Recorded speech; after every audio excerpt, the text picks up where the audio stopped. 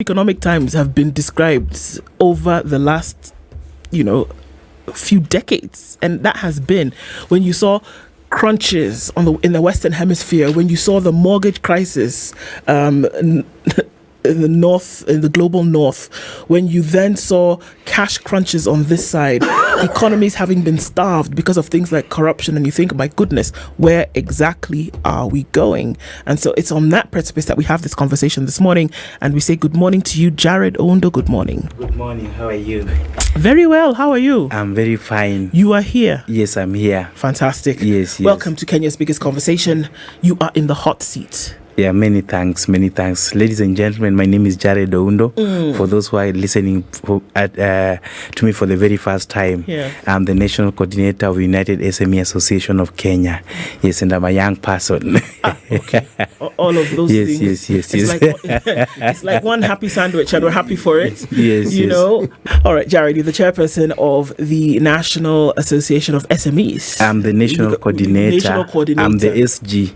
Mimi ndio atueli wa huko. You're the OG SG. Yes. GOAT. Okay. Yes, the SG. So we have a chair. Right. Yeah, a chair is called Judy Kimotho. So you're not the chair? Yeah, I'm not the chair. I'm the SG. Okay. Yes. All right. Yes. So the SG is technically the national coordinator. No problem. Yes. Now, what is this Association of SMEs? Yeah, the Association of SMEs basically is an umbrella that brings together SMEs, or small business and medium enterprises in Kenya. So our purpose basically as a small as SMEs Association of Kenya is to bring together businesses that are within that category that is described as small, medium and enterprises. So one of the things that we do as an association is to ensure that we fight for the rights of the SMEs. And every economy, for it to be like our Kenyan economy, SMEs are the backbone of our economy. They contribute of the 90% of employment in these countries are from what SMEs. Percentage again? About 90% of 90% of employment in these countries. Yes, by 90% SMEs. is from the SMEs. Yeah. So only few of us, even if you look at your circles, only few are lucky to have a job like yours from a serious institution like this or from the government. But a number of us are small traders, say that nauza matunda, or we are in Kali sector, or we are running a small consultancy firm, we are running an auditing firm or something like that, or even a law firm. Yeah, so those are SMEs. So SMEs are described in terms of how many people are they employing, and also in terms of what is their total turnover per year. Yeah, so that's what describes an SME. Who sets the standards for determining what the turnover should be in order for one to be by definition referred to as an SME? Okay, basically this has been set by World Bank. Why? And Why are we listening to World Bank on this matter? That is one of them. You ask me examples. So there's also one of them has also been set by there's a parliamentary act of 2011 that describe who are SMEs. Yeah, who are micro enterprises, who are medium enterprises, and who are the large corporates. Why I'm asking you this question. Yes. Because when you talk about SMEs, yes, the one discussion which isn't very far away, yes, is the story of being a middle-income country or a lower middle-income country. Yes. Again, the question: who decides? Yes. And what does, when you're told you're middle income, what does it mean? Yes. How much do you need to earn for you to be any of these things so that you can fit in to this particular definition? Yes. You see, if you say, for instance, that internationally there is a cap that is put on a minimum wage that somebody should earn in order to live. Yes. Should we say a reasonable life, isn't it? Yes, it's true. Okay. Again, World Bank will come in, IMF will come in, even the UN might come in. Yes. And then you ask, okay, if we convert that amount into what people earn and survive with in a setting like ours, is that yardstick really representative? That's really the question I'm asking. Yeah. Well, in one way or the other, however, we as country, we have different countries. What we call a middle person or a middle income, group in Kenya is not what's a middle income in countries like Singapore. I know I heard you mentioning Singapore and with the Bunyasi, or the US or other tiger economies. But it should be. Yeah. but it should be. Yeah. Because middle income should have the definition of middle income. It shouldn't matter where you are, that it should be middle income, because I think the point is that you're trying to get economies to all be at that place, so that people who are middle income in the US, for example, if they come to Kenya, they should not be shocked. That's what we're saying, isn't it? Yeah. That middle income, it shouldn't matter where you are. Middle income is middle income. And that there are certain numbers that define then how you arrive at middle income. It can't be that let's decide what our middle income looks like in Nigeria, or decide what it looks like in South Africa, and the people in Brazil can decide what their middle income is. No, it's a global number, or it's a global strata that everybody uses and is defined within that particular space. Is it not? Yeah, I totally agree. However, every country has their, like Kenya, we have Kenya National Bureau of Statistics that has set the standards. It depends on what everyone earns in that particular country. Like now, I'm not so sure which school you are, but I think you're in Alliance High School. No, far from it, actually. No, Please embrace it. Sorry. Okay. Yes. if you're in Alliance High School and him and I were at Highway Secondary School, which is just here. I was in Highway all the time. I was the one among the top boys. I was actually the top student in my class done, from Jared. Form 1 to Form 4. You know, I used to get a B+, B+, B+, B+, B+. But now, if I was in Starehe Boys Center with a B+, I might maybe among the lower middle in that particular class. So it also depends with which country you are. As you know, also our economies are not the same. We have the least developed countries, we have the developing countries, and we have the developed countries. So I think we should also agree where we are, so we are able to fit. If we are having the global standards, then it means most of us in this particular country will be the lower income level. But exactly. Yes. That's exactly what I'm saying. That is exactly what I am Yeah, saying. but because we have to have our own that's exactly where we are. Yes. I mean, for instance, Yes. if you were to give an example Yes. of this country, Yes. when somebody takes a loan, whether it's a SACCO loan or a bank loan, Yes. and you've been out of college or whatever institution you're in 5 years, and you buy a vehicle, Yes. and you drive to your rural home, Yes. most people who see you consider you to be rich. Yes, that's true. Yes. Yeah, But you're not. Even if the vehicle is not yours. The vehicle actually isn't yours. It is owned by the bank and yes, you. Yes, yes. And you're still paying the debt. Yes. Okay? You took another loan to build a house. Yes. Again, you're considered rich. Yes. You are not. Yes. You see, what I'm trying to say is, when we talk of SMEs, Yes. and the idea that we have, because there's a notion of what is assumed an SME is, Yes. and there's what it is. If we look at those international standards, Yes. an SME by those international standards is a big company. Yeah, true. However, every country it's not, has yes. been able to set its own standards. Like also Kenya, we even have right now, we have a ministry called Cooperative and Small Enterprises. Alright. Yes. So with that, also there is going to be a lot of developments as far as SMEs are concerned. All right, let me ask you the yes. question. Yes. If we look at our homegrown standards, Yes. okay, Yes. walk us through again. What's an SME? Yeah. Specifically, number of people, turnover, blah, blah, blah, all these indicators. Yes, yes. For Kenya. Yes. Now, for Kenya, looking at an SME is basically a company that maybe employs people less than 20, as far as Kenya is concerned. Must it be a company? Well, it's a small, medium enterprise. So Yes. it's an enterprise. Must it be a company? It's an enterprise. It can be a social enterprise. Carry on. Yes. So this can actually be even a church if that's what you wanted to hear. It can be a school. It can be a non-profit making organization. However, in this particular country, as far as whoever call themselves SMEs, you realize most of these are within the business making entities, profit making entities. But now what also happens again is that there are those non-profits or other institutions that are not within profit making entities that also want to associate themselves with SMEs, so that they are also able to have a competitive advantage, and also there's something that they are able to gain as far as associating themselves with SMEs. Because these SMEs, if it's a school, for example, say it's a driving school, which is a business, we want to get one or two contracts extract from these SMEs as far as training is concerned. If it's a non-profit, there are also non-profits or NGOs that work closely with SMEs in terms of educating these SMEs, funding these SMEs, so that as far as that is concerned. And then you also look at what's their turnover.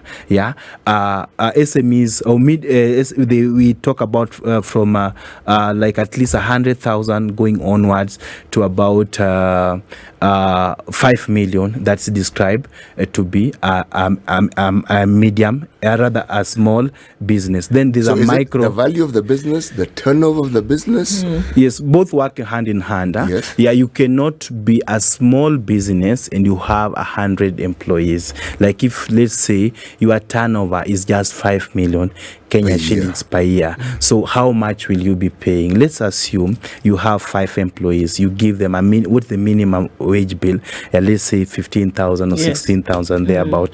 If you are to multiply that figure, because you have to pay salaries, you have to pay rents. There are other things that you also have to deal with in terms of electricity, your security, your garbage collection and such kind of stuff. So looking at that, so it's also, that's why also the number of employees come in. So also the business cannot be very big and it has less employees, rather in terms of their turnover. So the employees also contribute in terms of the input dictates the output. Yeah, like assume the standard group the way it is, it could have not been possible for you to man all the radio stations, a standard group, or all the stations here, KTN News, KTN Home, the Farmers TV, Radio Maisha, and even the Vibes Radio. So at least your growth determines how many people you are able to employ, how many jobs you are able to create. And now, if your income reduces as a business, the wisest thing to do is to let off go some of the staff, and you restructure. And you have seen many businesses doing that. And if we also feel you are too expensive for us, we let you go, and we have someone that we can afford that's within our earnings as a company. Yes, and that's what you call working smart. Okay, so how would you, if you were to give a bill of health to the SME sector in this country, how would you say SMEs are doing generally with the descriptions that you've given now, small, medium size, etc., etc.? If you say, because we saw that up until a certain time, people went and did a job in a large organization, always for government. We then saw the mushrooming of smaller companies later when people realized that they could do things for themselves. 5-man army running an organization, 10, 15, 20. What would you say was the state of health of SMEs in Kenya today? Doing well, going at a loss, not making profits, working smart, as you say? Yes. Yeah, well, where is it? On the scale of 1 to 10, I'll basically give ourselves 6. 10 being the best? Yes, I not being a pessimist. Okay. Yeah, but also, I have said depending on where you sit, because there are also other sectors of the economy really struggling, having had COVID-19, having had the prolonged electioneering period. We are still campaigning, I don't know for which other election, having the mandamanos and many other things that we have had, and also having, let me not call him Zakayo Mtoza Ushuru, but having increased tax, and we are paying as we eat, paying as we earn, paying as you sleep. You understand, all those kind of deduction on our salaries. So they are also bringing stress on the SMEs. Initially, assume you are paying your staff 30,000 a month, so she or he will have to contribute a particular portion to the housing scheme, which was not there. And even you now as an SME, you'll have to be deducted 3%. Assume out of your 20 employees, 3% of every, you are just adding maybe 3,000 for every employee. You understand? You will be able to reduce the number of employees you have so that you are able to sustain that demand that is needed. So I think we can do better if there will be better micro and macro policies that will be able to help these SMEs thrive in this particular country. So what we have had, the problem in this country is that most of the people we have entrusted in our leadership to come up with policies that are favorable to us as a nation, what they always think, they don't think with their intellect, they are thinking with their belly, what is in for me. So most of us, even this thing that we are pushing in terms of the housing levy, ask yourself, who will be the beneficiary at the end of it? That's why some of us will have to fight for it, so that we're able to implement that, so that that tender will go to my company or the company of my slave queens and such kind of stuff. So that is where we are as a country, and we are in a sorry state. We have to fix this nation, and that starts from us here. Even the fourth estate, wherever we are, it starts from us ensuring that we create a platform that we are sanitizing this nation. Okay. SMEs, you say? Yes. Sisi, sorry. Go ahead. No, let's take a break. You want to take a break? Yes, I think All it's right. necessary for you to take a sip of something. Okay. Because Jared is saying that things are terrible. He's not even sugarcoating. He's not saying, it's improving. Oh man, he's even We're brought gonna slave do queens into the conversation. We are here. We call things how they are. You call a spade as a spade. Jared has told us outlook bad, situation No, terrible. Jared hasn't told us bad, horrible. Okay, horrible. Sorry, let's use a different adjective. Yes. And if we're looking at He the was trying situation, to spice he's trying it to up. spice it up. Yes. But you're saying no. We call a remove- spade a spade. Thank you. Yes. So you said situation is horrible. Yes. Outlook is dim. If we don't fix it today, it's even going, because you gave us a score of 6 out of 10. Yes.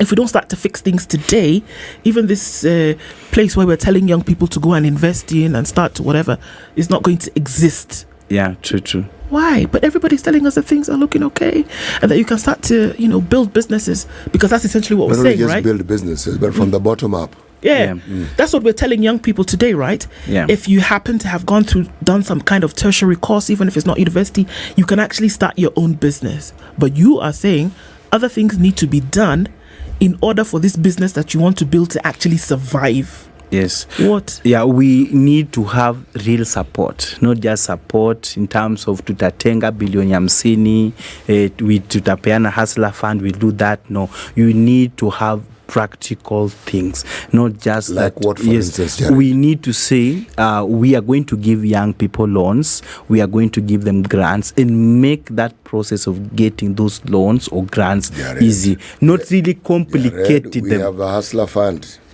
How much have you ever gotten from the Hustler Fund, or how many people do you know have ever gotten from Hustler Fund, apart from getting their 100 shillings? We here participated Yes. in that process. Yes. 500. You are deep state. Yeah, maybe that's why you're able to get that. There are people who are not even able to get that 500 shillings. But now, what will 500 shillings do for you in this particular economy? My sister here knows 3 years ago, during Uhuru's time or during Kibaki's time, when she had 1,000 shillings in a village supermarket or a village shop, when she could have carried a whole bucket of shopping. Yes. But today, even that 500 shillings cannot buy for you a tissue paper. You'll buy 3 You items. understand? Yeah. And that's it. You cannot even you could buy bread at only 40 bob few years ago. A few months ago, we could buy a bread at 50 shillings. What's the cost of bread today? Even the slices have reduced. Actually, what is the cost of bread currently now? Yeah, milk? the 400 grams is Yes. 60 bob. Yes. Bread. The family bread is now 120 shillings at a retail supermarket. Yeah, so depending on where you live, sisi watu wa Kibirama Kukanjenga, that's our price. But where mtu wa Karen, it might be He's different. pointing at CT. Mutu Karen. Yeah. So this guy's going to a bakery. Yes. So, I mean, Yes. look, Jared. Yes. Look. Yes. So what were current, they don't know what it means. Even if an item they have added 50 bob extra, he will not understand. That's why you go down here. There's a supermarket Naivas. The first one is the Imara Mall, and there's one at Ruby's Kobil. Ruby's, where we used to call Kobil, the old Kobil. The prices are not the same. What do you mean? Yeah, hii ni wale walifika. Yeah. ni ile ni wale wase sisi watu Wale wa ambao Njenga, wako njiani. wale tunakam.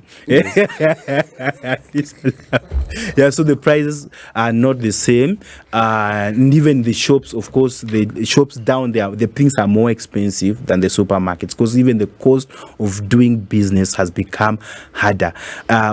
We need to ease the cost of doing business, and that's why it's being said in 10 years' time, Tanzania will be the biggest economy in Eastern Africa. Jared, paint a picture for me. Just take a break. Hold on to that. Not take a break. Hold on to that thought. Because they're very important in terms of maybe answering this question.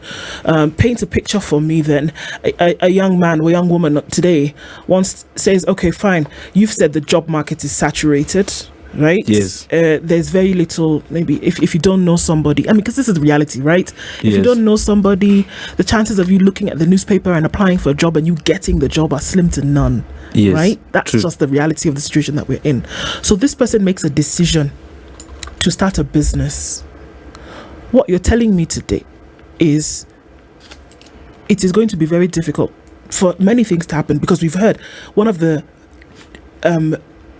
barriers to doing business for young people today is credit, capital, not credit, capital. Yes. And so because of the lack of capital, folks then have to go the credit way. Yes. And even the cost of credit is extremely high. The requirements for you to acquire this credit are even higher. Yeah. So where does the Association of SMEs then come in? So now, to be able to assist these people who want to now start a business because they cannot find jobs to survive in this 6 out of 10 markets that you're talking about? So now we as Association of SMEs, some of the things, the reason why we were formed or why we were founded as United SME Association of Kenya, one is to fight for the rights of SMEs. Yeah, that is lobbying in terms of policies. Like, one of the things that is really hurting business is the cost of credit. The other thing is the licenses that you are required to have. Yeah, if you have gone to an SME, you will not, you look at their notice board, they look like an advertisement board. You would not even be able to tell the color of that notice board. You'll find a yellow license, a green one from City Council, one from KEBS, one from NEMA, one from I don't know fire, what, many other things. Yeah, even there's an eating license that is coming, you understand? So things are changing. Even if you wanted to cook, by the way, something like, you wanted to have a small kitchen in your office, you have to get a food license for that.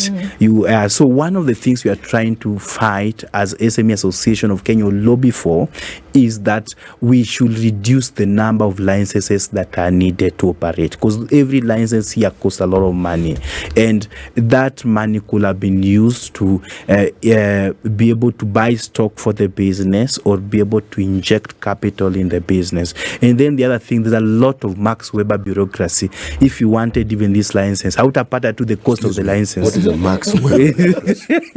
Okay, a Max Weber bureaucracy basically is how things are done following a particular procedure to the letter. So who was Max Weber? Yeah, Max Weber is one of when we call gurus of management. Yeah, as far as management is concerned, I know when you're in school, BBM 101 or BCom 101, you learn about Max Weber and principles of management. I studied literature and linguistics, so we didn't. So Max and I didn't meet. It might have been. It might have been a common course. Yes. He was a professor of management. And so, what does this theory that is named after him? What does it tell us? Yeah, it basically, the way how things are done, there's a procedure. You have to follow that process. And vitu, what someone will say, kasumba ya kufanya vitu. Yeah, it has to be done like this. Even if you knew this needs to be done, but there's something else that has to be done, you just have to follow it religiously with absolute dogmatism without questioning anything. So how do people, because I'm still there, how do people get help? Because here we are. If somebody was to paint a picture, yes, what we've painted is grey. We've painted very grey. The sun is not anywhere. So then we are saying, enter into business, become entrepreneurial. How do you do that when you've painted this grey picture? Yeah, one of the things you need to have, you need to get a PhD.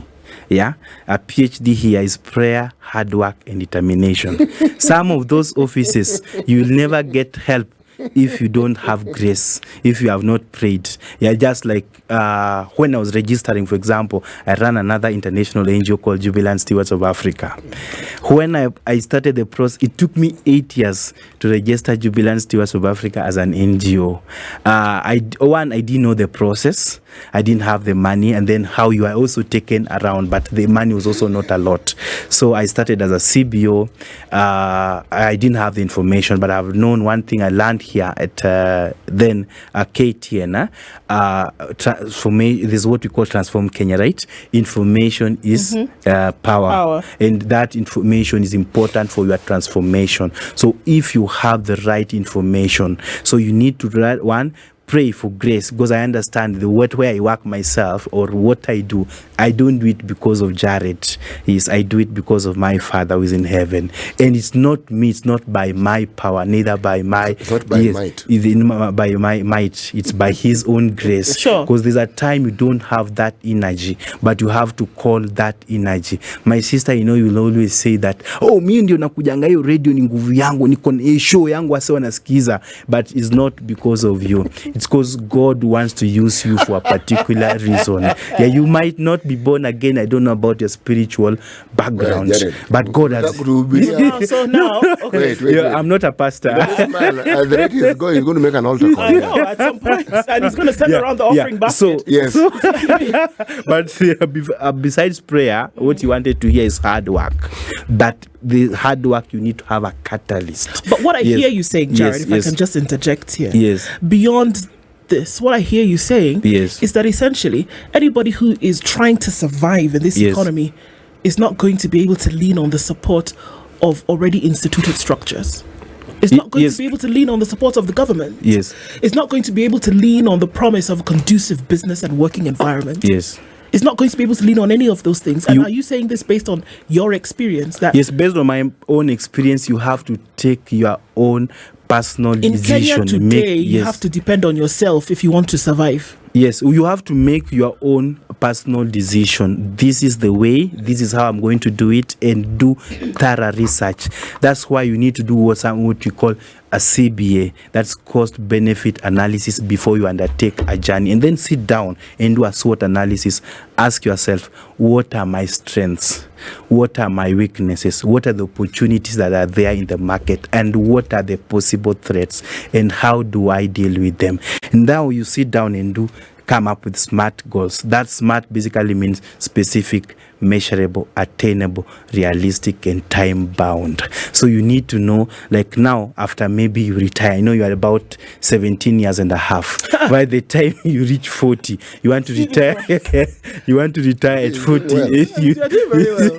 You want to retire at 40 years, and now you want to run your own business. You want to come to the world of small and micro enterprises. You want to start your own business. You see, every big business you have seen around, by the way, started as small as an SME. And so you must have a SMART plan. This is what I want to do. And we have just said that things are not easy, but they are not going to be easy if you are also not easy to yourself. You must have what we call PMA, positive mental alignment. Even if things are hard, have the mindset of a lion. I am going to make it. I am going to face lions. I'm going to face giants. I'm going to face elephants, and I am going to come up with meat. The reason a lion succeeds in life, they look at every animal as meat, not as a threat. But by the way, one lion is not possible to kill one elephant or one buffalo. They have to work as a team, and therefore you can also not achieve anything. The elephant and the buffalo, you can't kill one. It's hard for one lion to kill one buffalo. It's the lion we're still talking about. Yes. Yes, welcome back to Kenya. He had traveled maybe Singapore. Bunyasi told him about Singapore. I think this is now the 4th time we've mentioned Singapore this morning. Yes. So look, and I'm coming back to the SMEs Umbrella Association. Yes. So is this what it is? Is it motivation for young people? Yes, I looked at it. Motivation for would-be entrepreneurs, because it doesn't have to be an age factor.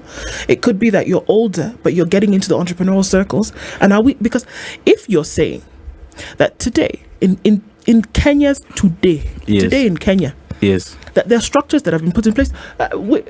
We have government structures. We have it's not called the platform Ajiri. Yes. Right. Yes. There are options there for people to start your own thing. The business licenses that you can. There is some support, but I'm still hearing you say that the thing that you have to depend on to be able to help you on your entrepreneurial journey in this country is yourself.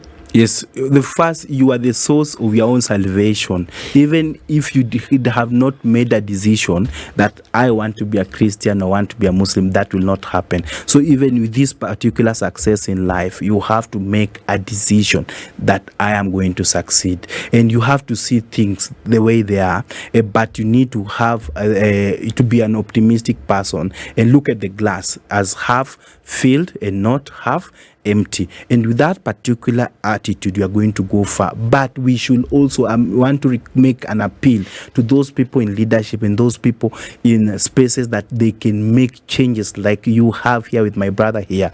One of the major causes, or we are not growing as a country, is the lack of capital. And even the capital that is there's someone stifling it. The banks are killing small businesses. This is what they do.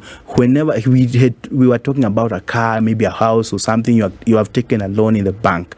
The bank can frustrate you in one way or the other that you will lose that particular car or that particular house. And they make the cost of getting even that facility so expensive for people like us who are middle income level or lower income level, as opposed to my brother here from Ronda or Karen and my sister here from a better place. If you notice, I've moved. Yeah. In 20 minutes, I live in two places. Yes. I still live in Karen, but then I have a place in Runda. Yes, Okay, yes. Of course, the people who live in Runda, they afford another house in Karen.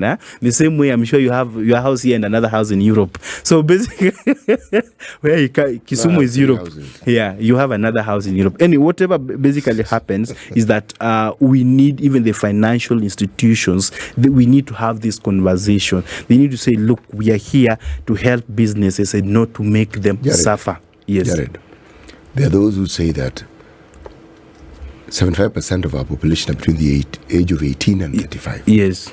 Now you say, if you're looking at our businesses, 90% of them fall in the category of SMEs. Yes. So, which means, if you are talking simple numbers, yes, the majority of people who are in these SMEs yes, are probably between that same age bracket. True. Now, we have politicians talking about all manner of things, like the bottom up. In theory, when you listen to it, it makes sense. The practicality of it and how it can be structured so that the benefit that is spoken of is actually achieved, that's a bit hazy. Okay? Now, yes, the organization you work for, yes, how do you help these people who clearly need help to be able to realize this thing? Because they're already at the bottom. You don't need to tell them. They're already there. How do you help them come up? It's one of the things that we do is training, because I've just said information is power. Most of us want to say, I want to be self-employed, but they don't know what basically needed for them to be self-employed. You have heard, or statistics have shown that most small businesses, they die within 2 years of starting. So the reason they do so is because these people start without an effective strategy. Some of them start without zero plans, and if you are not planning to succeed, you are basically planning to fail. And that's most businesses do. Some of them, niko na pesa kidogo nimepata kwa pension. This lady or this gentleman is 65 years of age, he has just retired, or 60. So yo pesa kidogo ameona, I can invest into matatu business. Nimeona matatu inashika, and someone has told me that this is working. So they don't have a plan, they have not done their research, and that's why I talked about you need to do a CB, a cost benefit analysis, and understand the market. This is what is needed. But if you don't do that, it will be hard. Now, for us as United SME Association, those are some of the things that we are helping small and medium enterprises to do. How exactly? Yes, we are training them. Okay. We have workshops, we have weekly webinars, we have monthly clinics, what we call the SME clinics, where we agree that we are meeting on this particular venue in this particular county, and we are going to talk to this particular industry on how to RTM, route to market, because most of us also have